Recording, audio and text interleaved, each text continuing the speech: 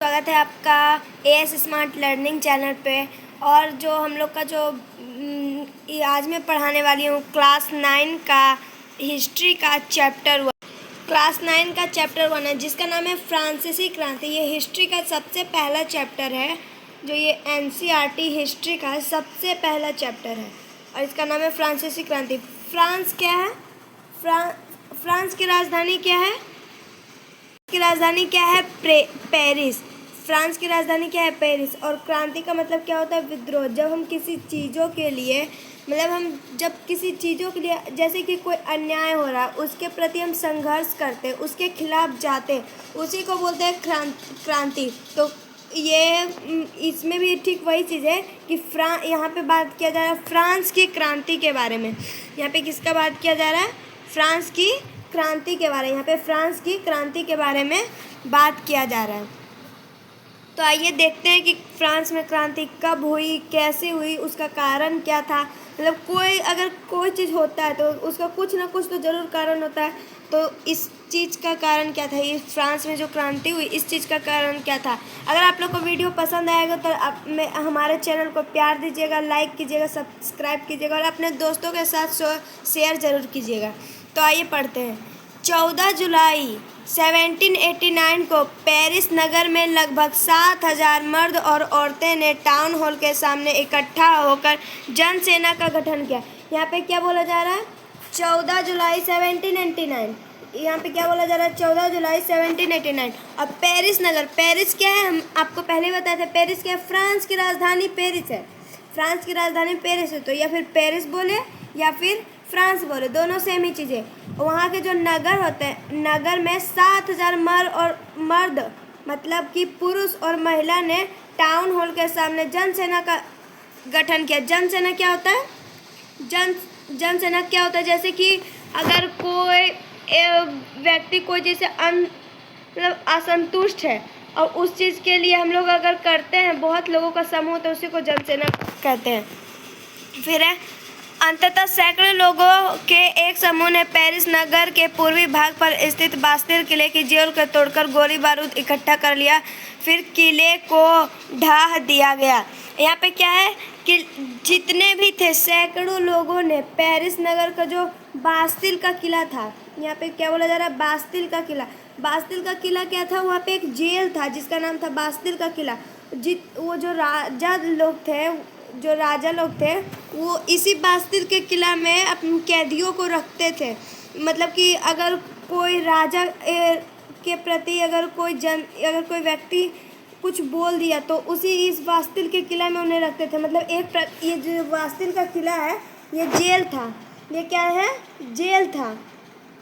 ये जो बास्तिल का किला है ये जेल था और बास्तिल का किला को तोड़ दिया गया और जितने भी गोली बारूद थे, मतलब जितने भी हथियार थे, सब उस किला से निकाल लिया गया और किला को फिर से ढा दिया गया। मतलब बास्तिल का जो किला होता है उसे तोड़ दिया गया।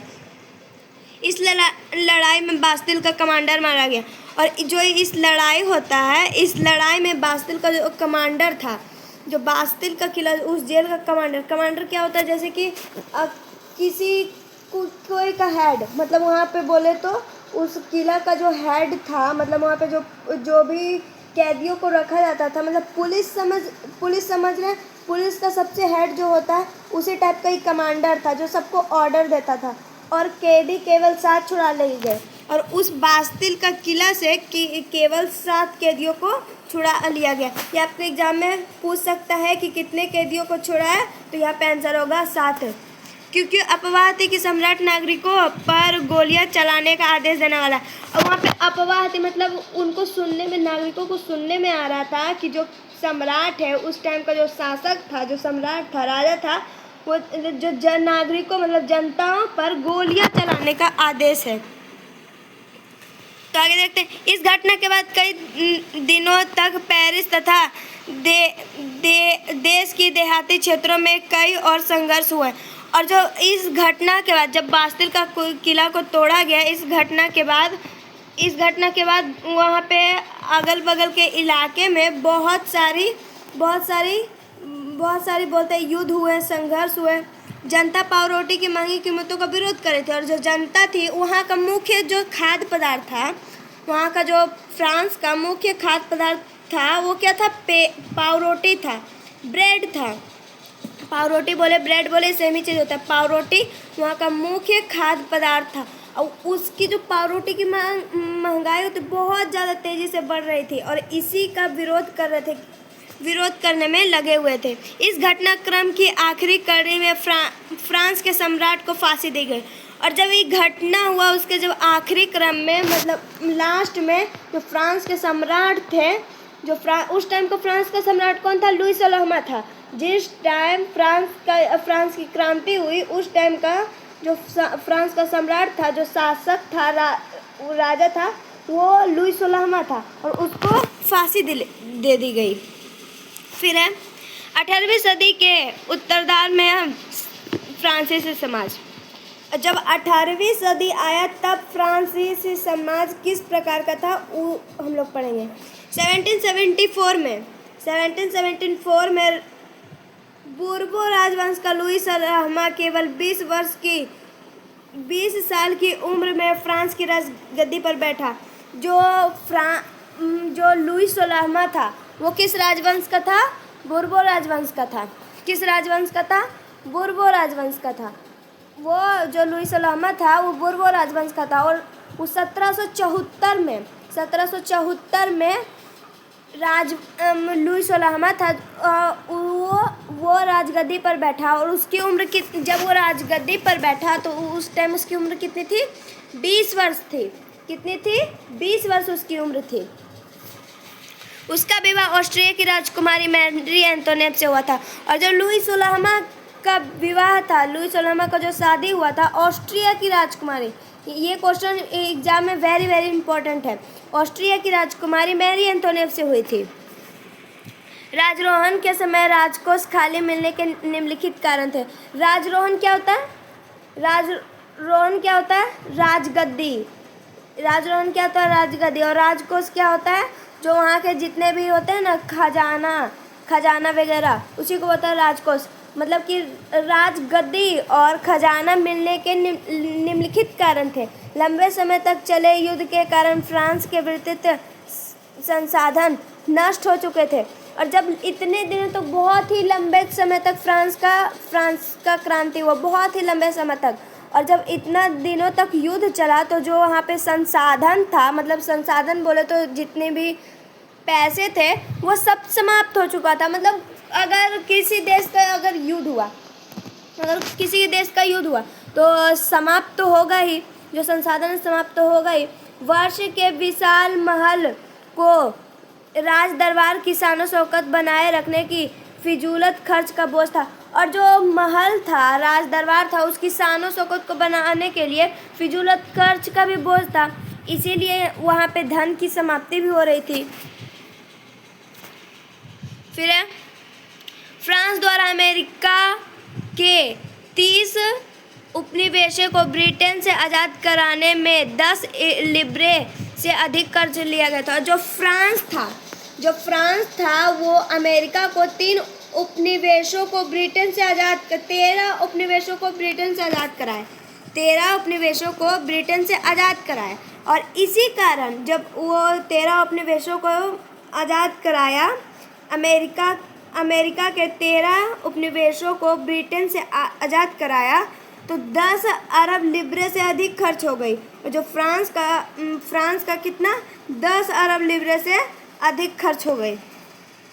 फिर पहले से 2 अरब लिब्रे का खर्चदाता अब 10% ब्याज की मांग करने लगे थे। और पहले से ही 2 अरब लिब्रे का कर्ज था। और जब जिससे वो लिया था पैसा, जो राजा जिससे पैसा लिया था, वो अब 10% ब्याज की मांग करने लगी कि भाई अगर मैं तुमको इतना पैसा दिया हूँ तो उस हिसाब से मेरे को 10% ब्याज चाहिए, जिसको बोलते हैं सूद। हमको 10% सूद चाहिए। इसी कारण फ्रांसीसी सरकार अपने बजट का बहुत बड़ा हिस्सा खर्च चुकाने के लिए प्रयोग करता गया। और जो फ्रांसीसी सरकार था अपना बजट बहुत हिस्सा कर चुकाने के लिए प्रयोग किया जाने लगा। और जो फ्रांसीसी सरकार था वो अपना जितना भी पैसा मिलता था उसको कर चुकाने में ही उसका चला जाता था। फिर 18वीं सदी में फ्रांसीसी समाज 3 स्टेट में बटा था जो मध्यकालीन सामंती व्यवस्था का अंग था। जब 18वीं सदी आया तो जो फ्रांसीसी समाज था वो 3 हिस्सों में बटा हुआ था, 3 स्टेट में बटा हुआ था, 3 जिसको बोला जाता था स्टेट, 3 स्टेट में बटा हुआ था। पहला था प्रथम वर्ग, पहला क्या था? प्रथम वर्ग, दूसरा था द्वितीय वर्ग, तीसरा था तृतीय वर्ग। और प्रथम वर्ग में आते थे पादरी वर्ग मतलब जो राजा के दरबार में रहते थे, राजा लोग हो गए। द्वितीय वर्ग कुलीन वर्ग मतलब जो चर्च के जो होते थे ना, महागुरु, चर्च हो गया, मंदिर में काम करने वाले लोग हो गए, उनको कहा जाता है कुलीन वर्ग। और तृतीय में हो गया बड़े व्यवसायी, व्यापारी, अदालती कर्मचारी, वकील आदि, किसान और कारीगरों, छोटे किसान, भूमिहीन मजदूर, नौकर आते थे। और जो राजा, पादरी वर्ग और कुलीन वर्ग को छोड़ के जितने भी लोग थे वो सब तृतीय स्टेट में आते थे। मतलब किसान हो गए, थोड़ा शिक्षक हो गए। तृतीय स्टेट मतलब जो थोड़ा बहुत पढ़े लिखे लोग थे, जिनके पास थोड़ा बहुत पैसा था, मतलब कि वो ज़्यादा तो अमीर नहीं थे लेकिन अपना पेट तीनों टाइम का भर सकते थे, तो वो आ जाते थे तृतीय स्टेट में। फिर आगे है पूरी आबादी में लगभग 90% किसान थे, लेकिन लगभग 60% जमीन पर कुलीनों, चर्चों और तीसरे स्टेट के अमीरों का अधिकार था। अब देखिए यहाँ पे क्या है कि जो पूरी आबादी थी, फ्रांस की जो पूरी आबादी थी उसका लगभग 90% किसान थे। कितने प्रतिशत किसान थे? 90%। ये आपको एग्जाम में पूछा जा सकता है कि जो फ्रांस का आबादी का लगभग कितने प्रतिशत किसान थे, तो 90% किसान थे। लेकिन लगभग 60% जमीन पर कुलीनों, चर्चों और तीसरे स्टेट के अमीरों का अधिकार था। और जो 90% तो किसान ही थे, लेकिन जो पूरा जो जमीन था उनका केवल 60%, कितना? उनका केवल 60% हिस्सा आता था कुलीनों में, चर्चों में, और तीसरे स्टेट के जो अमीर वर्ग थे उनमें आता था। प्रथम और द्वितीय स्टेट को राजा को दिए जाने वाले करों से छूट थी, जबकि तीसरे स्टेट के लोग जनसाधारण ही कर अदा करते थे। और जो इनमें और भी एक नियम था कि जो राजा ऐसा नियम बनाया था कि जो प्रथम स्टेट के लोग हैं और द्वितीय स्टेट के लोग हैं, प्रथम स्टेट के लोग हैं और द्वितीय स्टेट के लोग हैं, उनको कर देने से छूट था। केवल तृतीय स्टेट के लोग, जितने भी जनसाधारण लोग थे, उन्हें को कर देना पड़ता था। कर मतलब क्या होता है? टैक्स होता है, या फिर टैक्स बोले या फिर कर बोले, उन्हें को देना पड़ता था। कुलीन वर्ग किसानों से समंती कर वसूलते थे। यह किसान अपने स्वामी को सेवा करने के लिए बाध्य थे। और जो कुलीन वर्ग थे, समंती क्या होता है? समंती मतलब कि जैसे कोई बड़ा किसान है, मान लीजिए कोई बड़ा किसान है और वो जो छोटे किसान का ज़मीन है वो हड़प लिया, मतलब छोटे किसान का ज़मीन ले लिया, उसी को बोलते थे समंती। और वो जो किसान थे, वो जो स्वामी के मतलब जो बड़े बड़े लोग थे, कुलीन वर्ग थे, उनका सेवा करने के लिए बाध्य हो चुके थे। फिर है टाइद क्या होता है? धार्मिक कर। टाइड का ये भी आपको पूछा जा सकता है कि टाइड क्या होता है और टाइल क्या होता है, तो इसमें कंफ्यूज मत होइएगा। टाइड मीन्स क्या होता है? धार्मिक कर, और टाइल मीन्स क्या होता है? प्रत्यक्ष कर। टाइड मीन्स क्या होता है? धार्मिक कर, और टाइल मीन्स क्या होता है? प्रत्यक्ष कर। तो इसमें बिल्कुल कंफ्यूज मत होइएगा।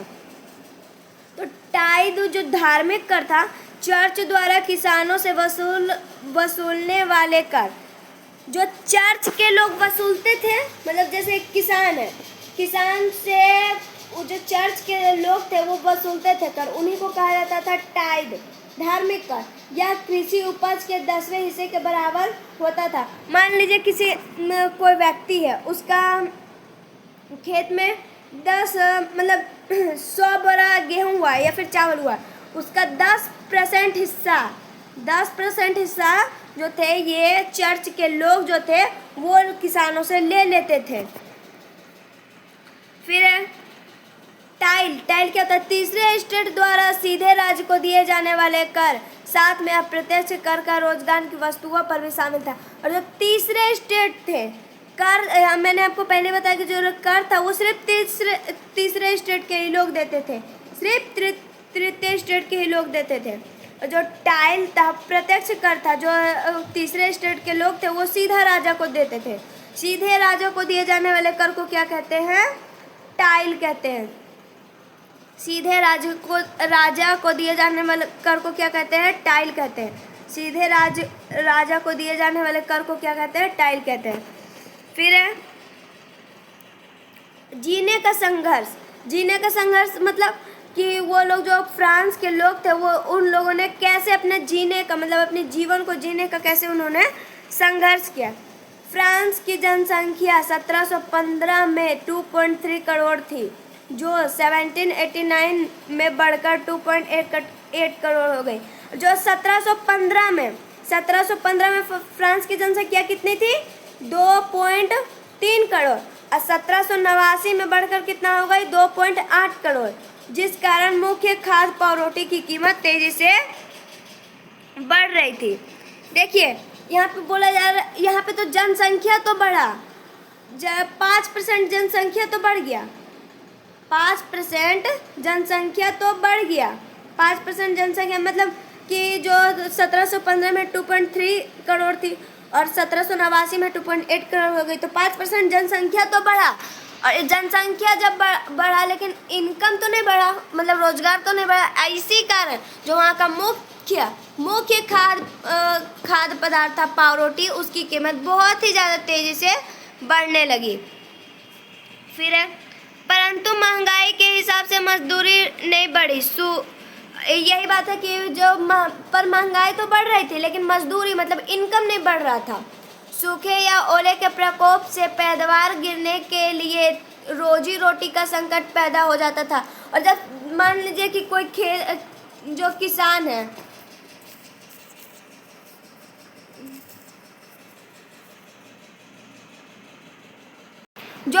है, वो अपने खेत में फसल लगाया, अगर कभी बारिश नहीं हुआ तो सूखे पड़ जाएगा, तब तो पैदा नहीं होगी। ओले मीन्स क्या होता है? बर्फ गिरना।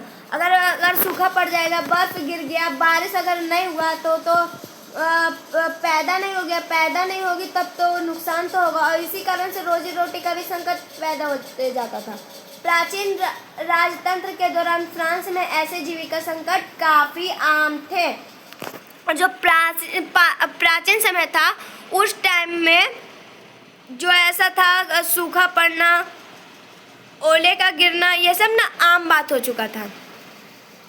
उभरते मध्यम वर्ग में विशेषाधिकारों के अंतर की कल्पना की।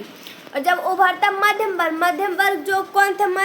जब मध्य वर्ग के लोग थे वो थोड़ा बहुत पढ़ लिख गए थे, मतलब कि वो उनको थोड़ा सा ज्ञान हो चुका था, थोड़ा बहुत पढ़ लिख गए थे। वो वही सोचे कि अरे विशेषाधिकार जो था पादरी वर्ग को और प्रथम और द्वितीय स्टेट को विशेषाधिकार था, वो इसका अंत करने में लग गए। मतलब सोचने लगे कि अगर इन लोगों को विशेषाधिकार क्यों मिला है, इन लोगों को भी विशेषाधिकार नहीं मिलना चाहिए। फिर 18वीं सदी में एक नए सामाजिक समूह का उदय हुआ जिसे मध्य वर्ग कहा जाता है। और जब 18वीं सदी आया तो एक नया वर्ग का उदय हुआ जिसे मध्य वर्ग कहा जाता है, जिसने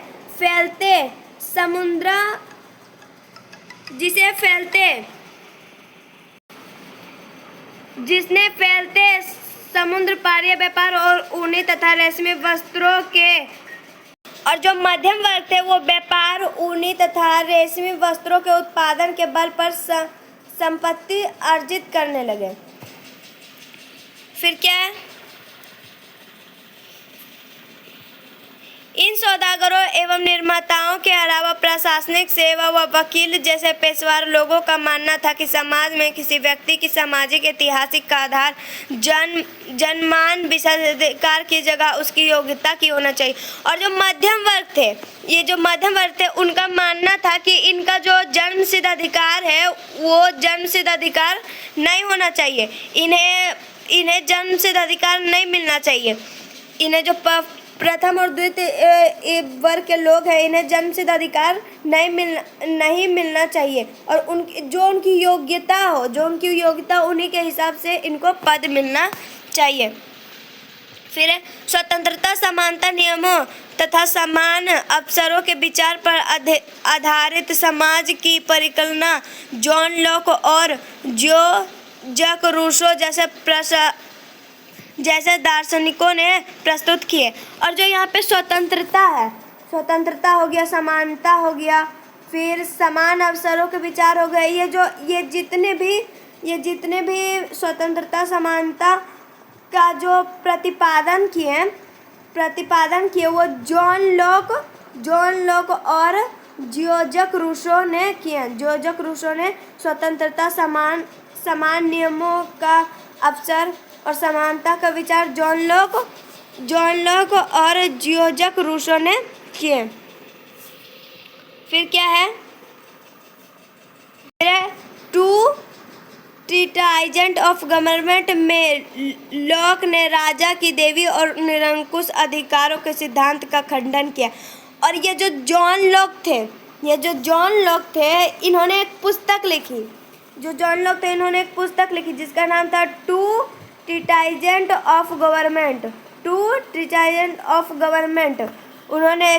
लॉक ने टू ट्रीटाइजेंट ऑफ गवर्नमेंट लिखी और उसमें देवी और निरंकुश अधिकारों का खंडन किया। मतलब जितने भी विशेष अधिकार थे, जितने भी राजा के निरंकुश अधिकार थे, जो निरंकुश राजा था, उन्होंने खंडन किया।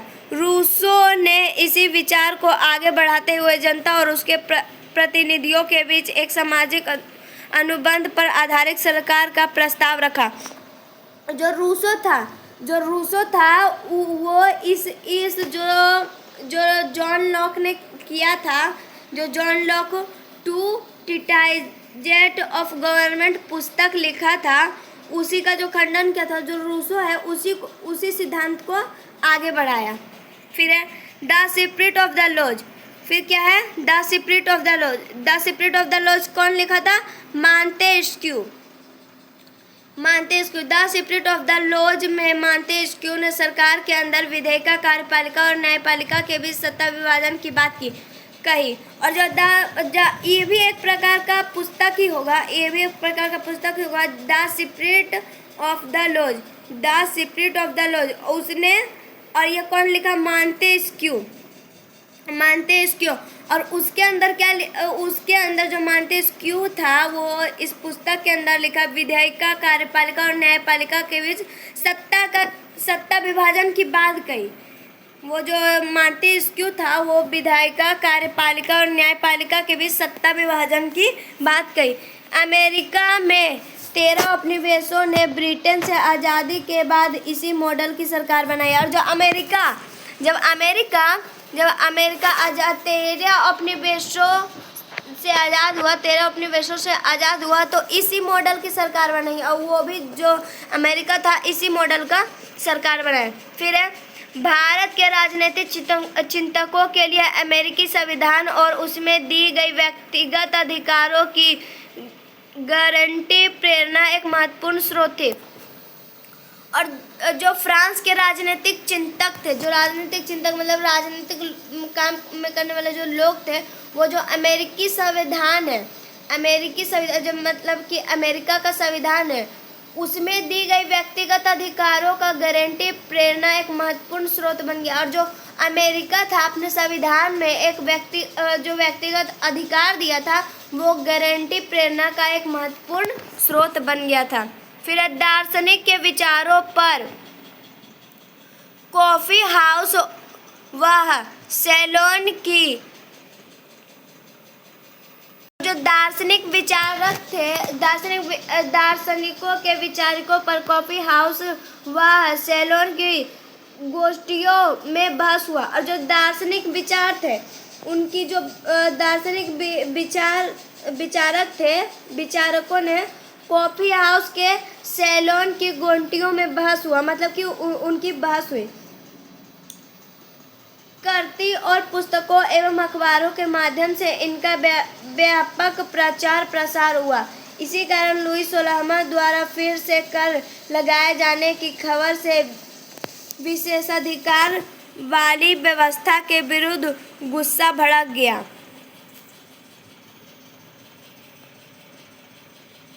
जो लुई 16वां था, वो जब लोगों को सुनने में आया कि जो लुई 16वां फिर से टैक्स मतलब कर बढ़ा दिया है, तो लोगों में गुस्सा भड़क गए। मतलब जो लोग थे वो और भी ज़्यादा क्रोधित हो गए, गुस्सा उनको आने लगा। फिर है क्रांति की शुरुआत किस तरीका से हुई? जो क्रांति की शुरुआत है किस तरीका से हुई?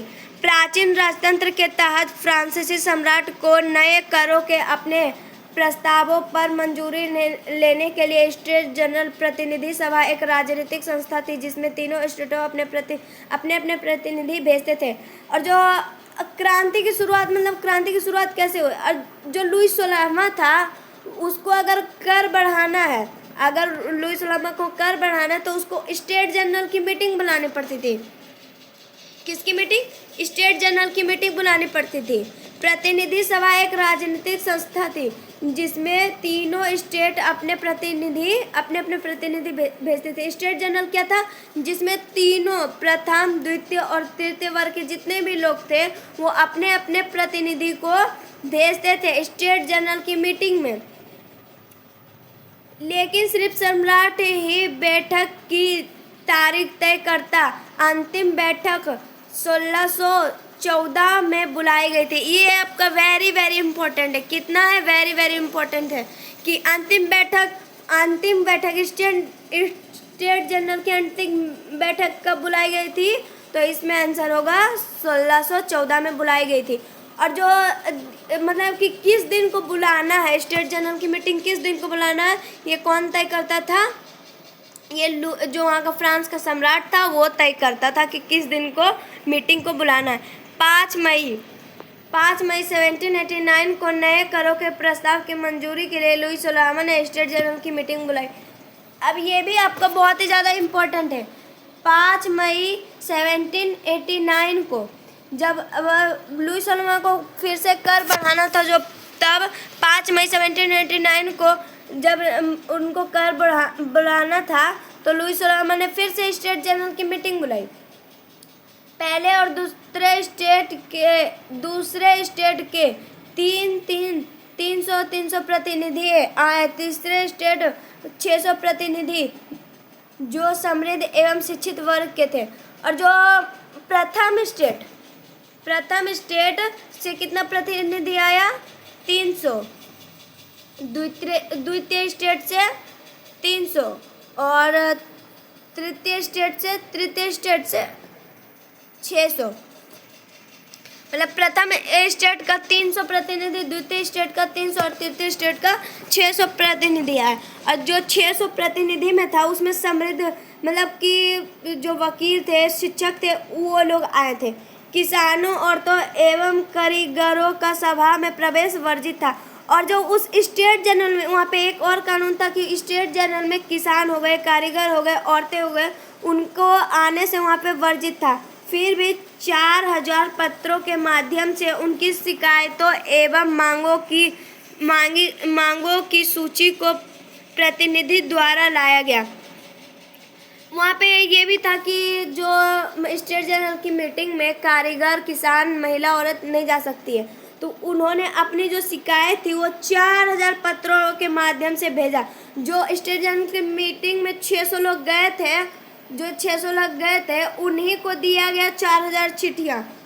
उन्होंने 4000 चिट्ठियाँ दिया गया, जो जिसमें वो 4000 चिट्ठियों में शिकायत लिखा हुआ था। फिर स्टेट जनरल के नियमों के अनुसार प्रत्येक वर्ग को एक मत देने का अधिकार था, परंतु तीसरे वर्ग के प्रतिनिधियों ने मांग रखी कि प्रत्येक सदस्य को एक मत देने का अधिकार होना चाहिए। सम्राट के इस मांग को अस्वीकार करने पर तीसरे स्टेट के प्रतिनिधि विरोध में सभा से बाहर चले गए। अब स्टेट जनरल की मीटिंग में वो लोग गए, जो जितने भी लोग थे, प्रथम, द्वितीय और तृतीय, और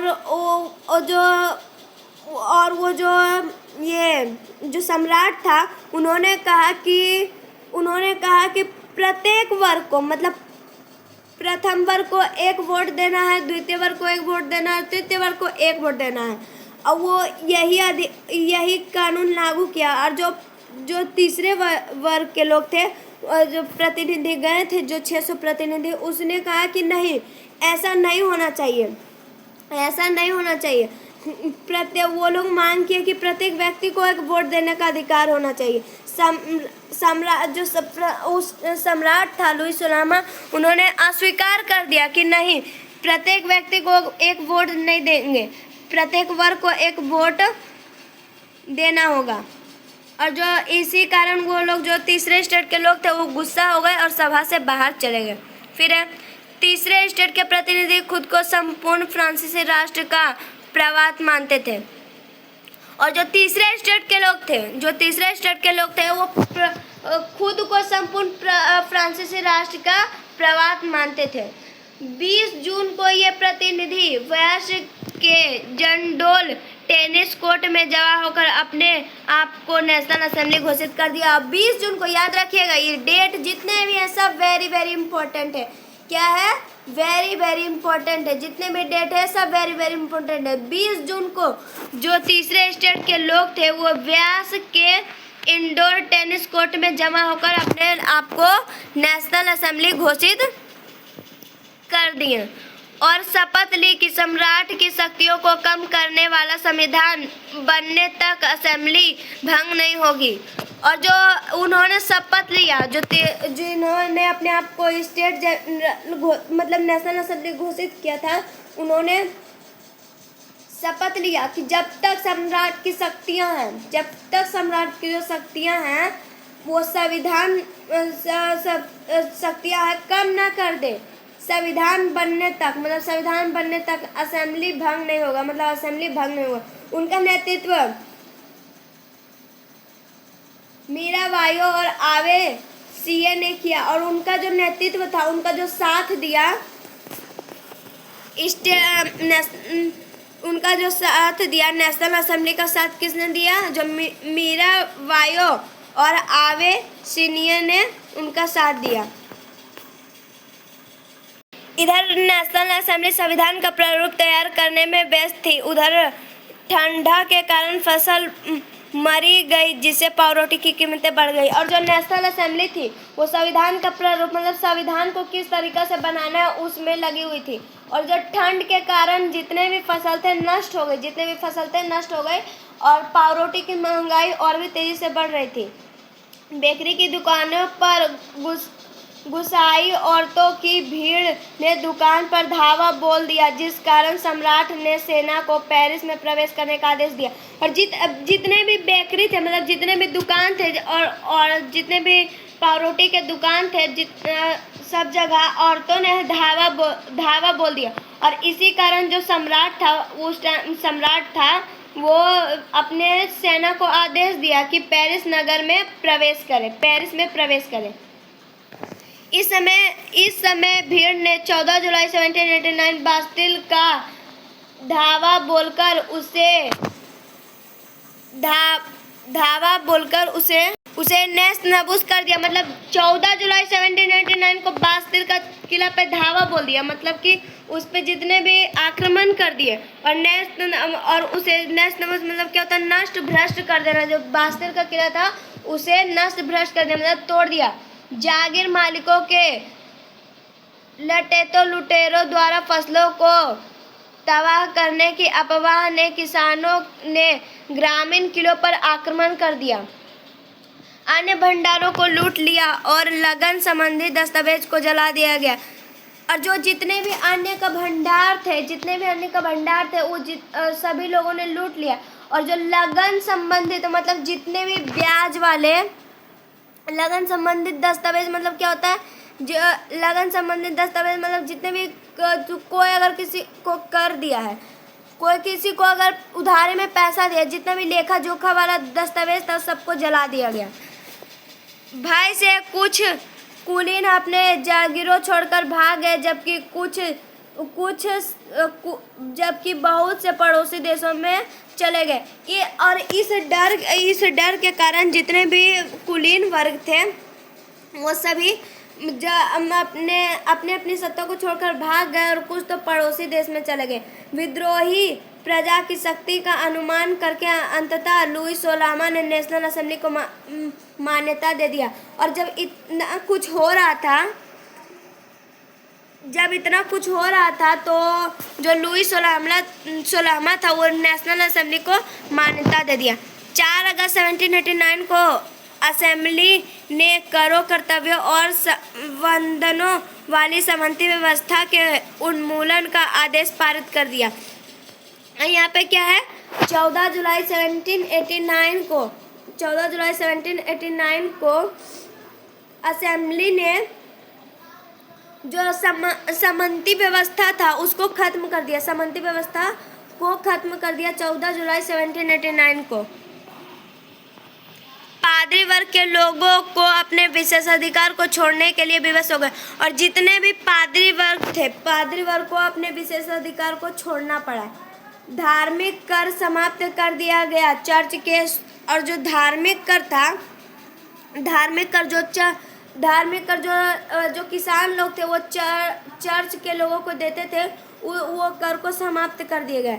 चर्च के स्वामित्व वाली भूमि जब्त कर ली गई और जितने भी चर्च के लोगों के पास भूमि, चर्च के जितने भी भूमि थे सबको जब्त कर लिया गया।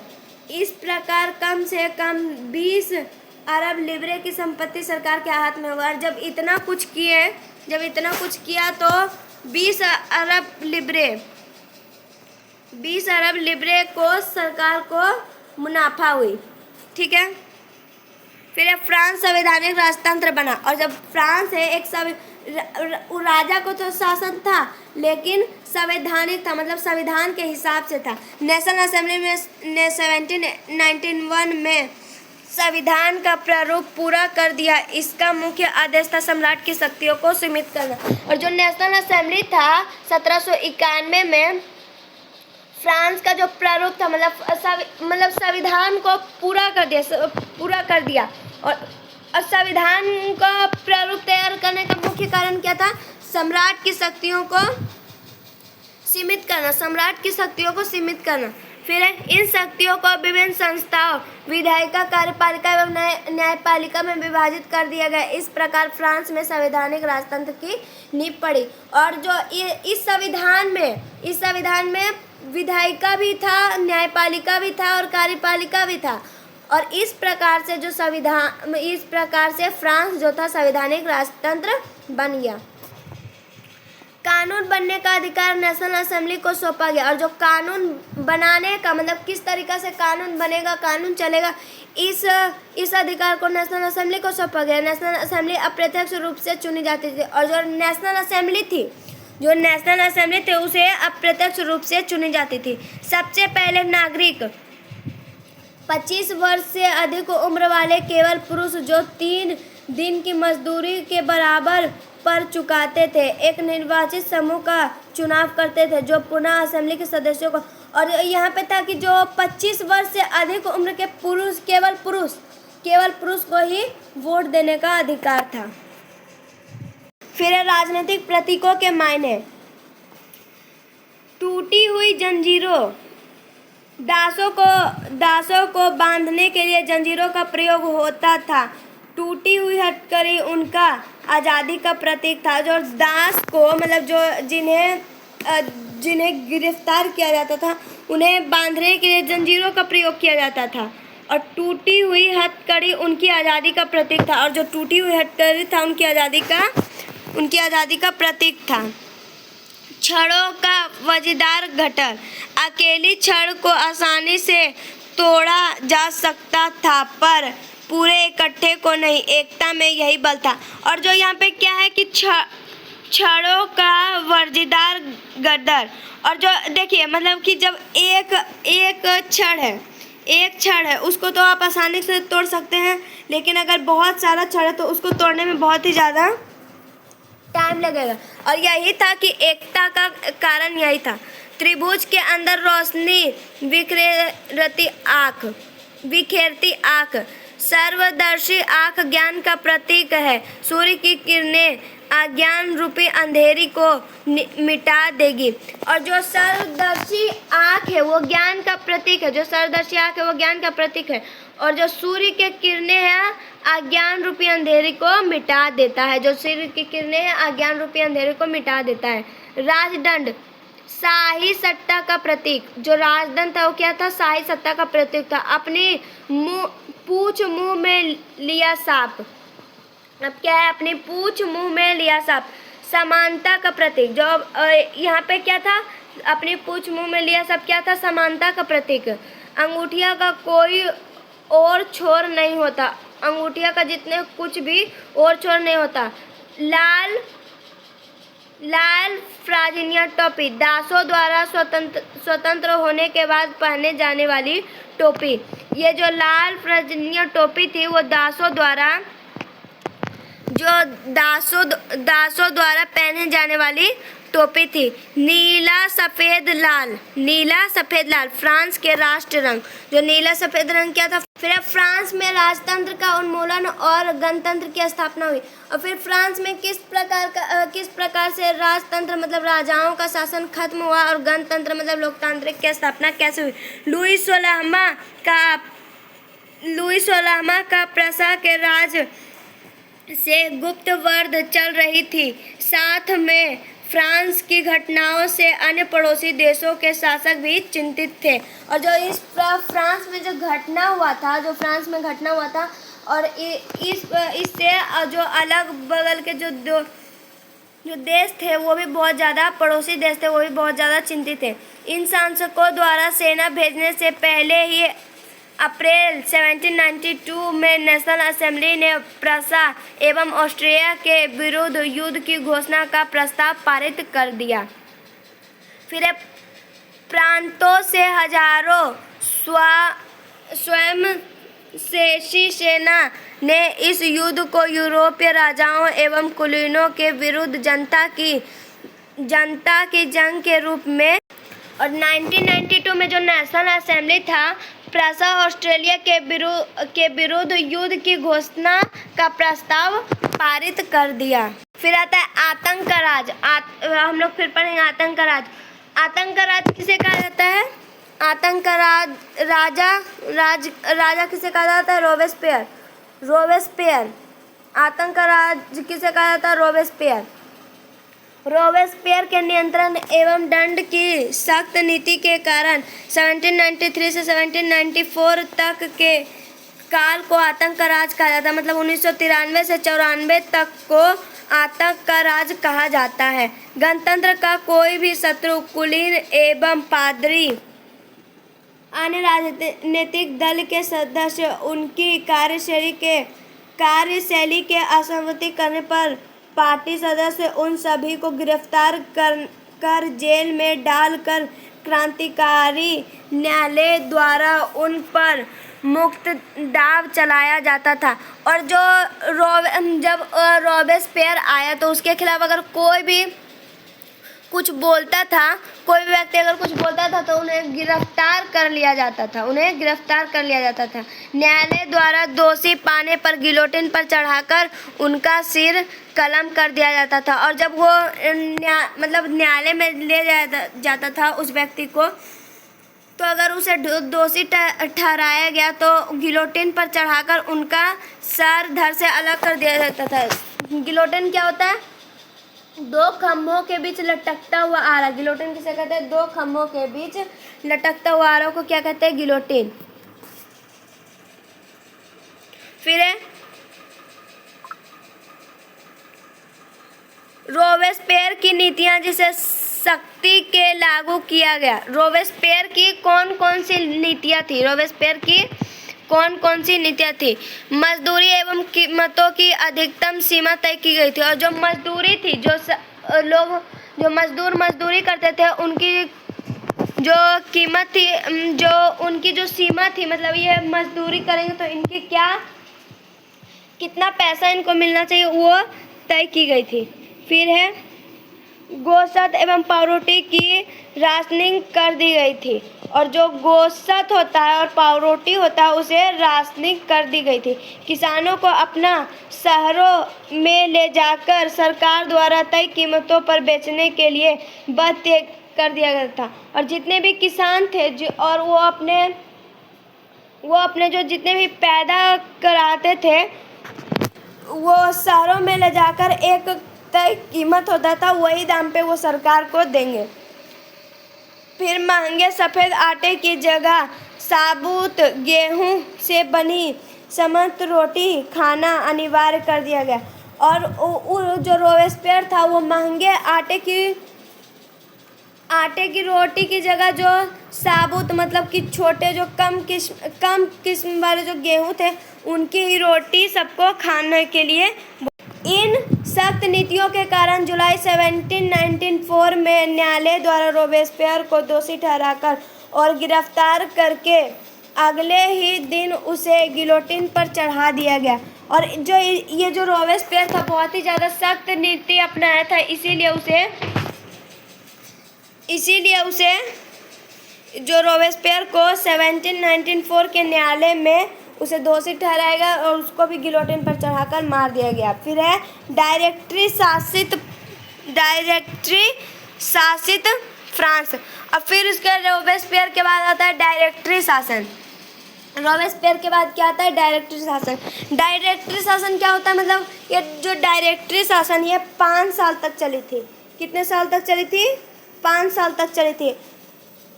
ये जो डायरेक्टरी शासन था 5 साल तक चले थे। और डायरेक्टरी शासन का मतलब क्या होता है? इसमें कोई एक लोगों ने मिलकर शासन नहीं किया था, पूरे 5 लोगों ने मिलकर शासन इस डायरेक्टरी शासन को किया था। इसे सामूहिक सरकार भी कहते हैं। डायरेक्टरी शासन को क्या कहते हैं? सामूहिक सरकार भी कहते हैं।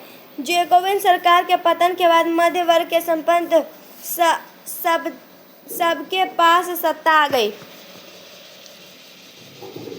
नए संविधान के तहत संपत्तिहीन सबके को मताधिकार से वंचित कर दिया गया। और जब नया संविधान बना तो मताधिकार से वंचित कर दिया गया। इस संविधान में 2 चुनी गई विधान परिषदों का प्रावधान था। इन परिषदों ने 5 सदस्यों वाली कार्यपालिका डायरेक्टरी को नियुक्त किया। और हम अभी बोले कि जो डायरेक्टरी शासन में कोई एक व्यक्ति नहीं था, 5। इन सभी परिवर्तनों के दौरान स्वतंत्रता, विधासम्मत समानता और बंधुत्व प्रेरित आदर्श बने रहे।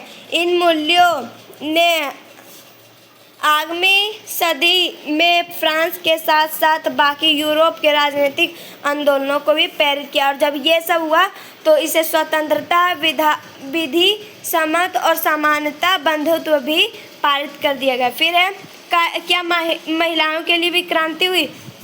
इसमें बोला जा रहा है क्या महिलाओं के लिए भी क्रांति हुई? तीसरे स्टेट की अधिकांश महिलाएं जीविका निर्वाह के लिए सिलाई, बुनाई, कपड़ों की धुलाई, बाजारों में फल फूल सब्जियां बेचने, संपन्न घरों में घरेलू काम करना बहुत जारी। महिलाएं वेश्यावृत्ति करती थी। मतलब जो महिलाएं थी तीसरे स्टेट की वो सिलाई बुनाई भी करती थी, बाजार में फल सब्जी भी बेचती थी, और कुछ वो जो संपन्न घर थे उसमें भी वो काम। फिर मताधिकार और समान वेतन के लिए महिलाओं का आंदोलन अगली सदी में भी अनेक देशों में चलता रहा। जो मताधिकार के लिए मतलब जो मत देने का अधिकार महिलाओं को नहीं था, और मताधिकार के लिए और समान वेतन महिलाओं को भी मिलना चाहिए, इसी के लिए आंदोलन हुई अगली सदी में और उनके देशों में चलता रहा। मताधिकार का संघर्ष 19वीं सदी के अंत एवं 20वीं सदी के प्रारंभ तक अंतर्राष्ट्रीय मताधिकार आंदोलन के जरिए जारी रहा।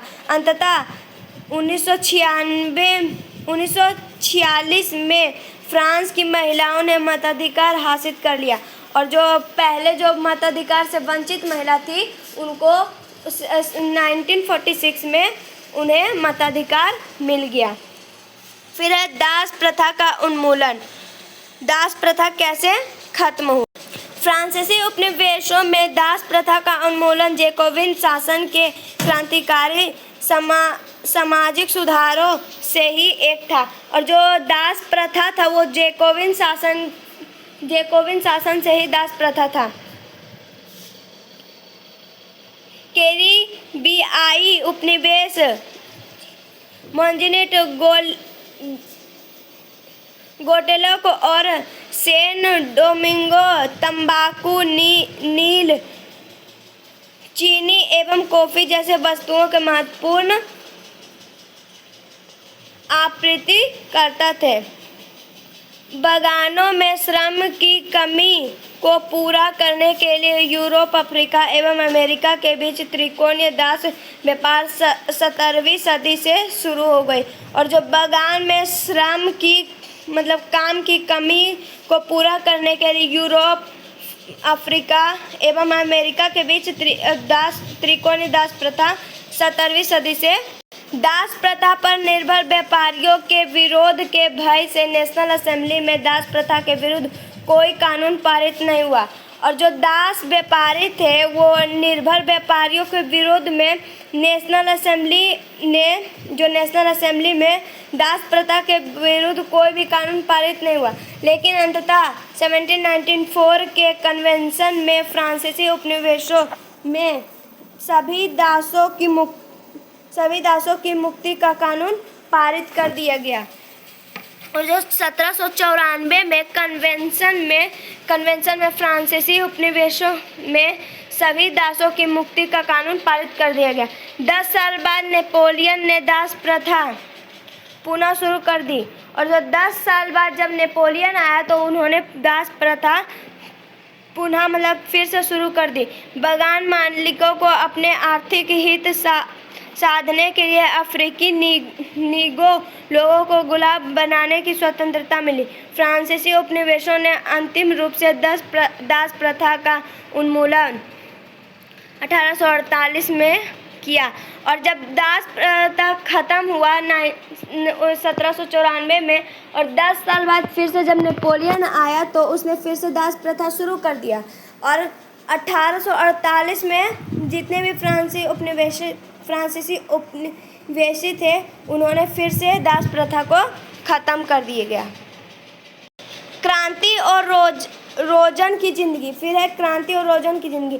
क्रांतिकारी सरकारों ने कानून बनाकर स्वतंत्रता एवं समानता के आदर्शों को रोजन की जिंदगी में उतारने का प्रयास किया।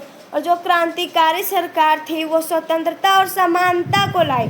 जो स्वतंत्रता और समानता की जिंदगी को उतारने स्वतंत्रता और समानता को लाने का फिर से प्रयास करने लगा। फिर प्राचीन राजतंत्र के अंतर्गत समस्त लिखित सामग्री और सांस्कृतिक गतिविधियों की किताब, अखबार, नाटक को राजा के सेशन अधिकारियों द्वारा पास किए जाने के बाद प्रकाशित किया जाता था। परंतु बास्तिल के विध्वंस के बाद बास्तिल का किला जब नष्ट हो गया, विध्वंस मीन्स क्या होता है? नष्ट हो जाना। 1789 में सेसरशिप की समाप्ति कर दी गई। अब अधिकारों के घोषणा पत्र ने भाषण एवं अभिव्यक्ति की स्वतंत्रता को शेषाकृत अधिकार घोषित कर दिया गया। इसी कारण फ्रांस के शहरों में अखबारों, पर्चों, पुस्तकों एवं छापी हुई तस्वीरों की तेजी गांव देहाती तक पहुंच गई। फिर है इसके बाद होता है नेपोलियन, सब हो गया। फिर होता है नेपोलियन बोनापार्ट का उदय। 1804 में नेपोलियन बोनापार्ट फ्रांस का सम्राट बना। जो 1804 में जो नेपोलियन बोनापार्ट था वो फ्रांस का सम्राट बना। पुराने राजवंशों को हटाकर उसने नए साम्राज्य बनाए। और जितने भी पुराने राजवंश थे जितने भी पुराने व्यवस्था थे वो हटाकर एक नया साम्राज्य बना। और और उनकी भागदौड़ अपने खानदान के लोगों के हाथ में दी गई। और जो नेपोलियन बोनापार्ट था वो जितने भी काम काज थे वो सब अपने मतलब अपने ही खानदान मतलब अपने ही जितने भी लोग थे जैसे कि भाई हो गया ये सब का हाथों में दे दी गई। फिर नेपोलियन खुद को यूरोप के आधुनिकीकरण का अग्रदूत मानता था। और जो नेपोलियन था वो खुद को मतलब स्वयं को यूरोप के आधुनिकीकरण का अग्रदूत मानता था। उसने निजी संपत्ति की सुरक्षा के कानून बनाया। और वो जो नेपोलियन था वो निजी संपत्ति मतलब निजी संपत्ति बोले तो निजी संपत्ति की सुरक्षा के लिए कानून बनाया। दशमलव पद्धति पर आधारित नापतोल की एक समान प्रणाली लाया। और वो जो नेपोलियन था वो नापतोल की इसमें पूछा जा सकता है आपको क्वेश्चन कि नापतोल की पद्धति कौन लाया, तो नेपोलियन लाया। और जो नेपोलियन था वो नापतोल की पद्धति लाया। 18 जून 1815 में वाटरलू की युद्ध हुई। 18 जून 1815 में वाटरलू की युद्ध हुई। और उस युद्ध में मित्र राष्ट्र देश कहा जाता है। उसमें था ब्रिटेन, रूस, प्रसा, अमेरिका, हंगरी। जो मित्र राष्ट्र जो देश था उसमें था ब्रिटेन, रूस, प्रसा और ऑस्ट्रिया और हंगरी ने नेपोलियन को हरा दिया। नेपोलियन 1815 में वाटरलू की युद्ध हुई और ब्रिटेन, रूस, प्रसा, ऑस्ट्रेलिया, हंगरी ने नेपोलियन को हरा दिया। फ्रांसीसी क्रांति की सबसे महत्वपूर्ण विरासत स्वतंत्रता और जनवादी अधिकारों के विचार थे। जो फ्रांसीसी की सबसे महत्वपूर्ण विरासत थी स्वतंत्रता जनवाद अधिकारों के विचार थे। ये विचार 19वीं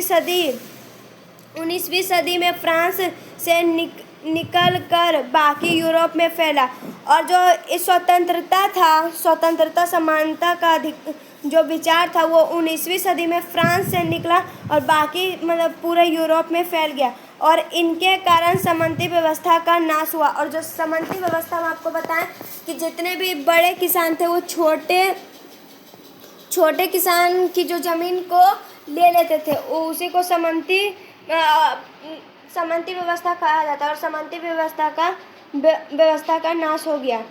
टीपू सुल्तान और राजा राममोहन राय क्रांतिकारी फ्रांस में उपजे विचारों से प्रेरित हुए। और जो टीपू सुल्तान थे और राजा राममोहन राय थे वो क्रांतिकारी से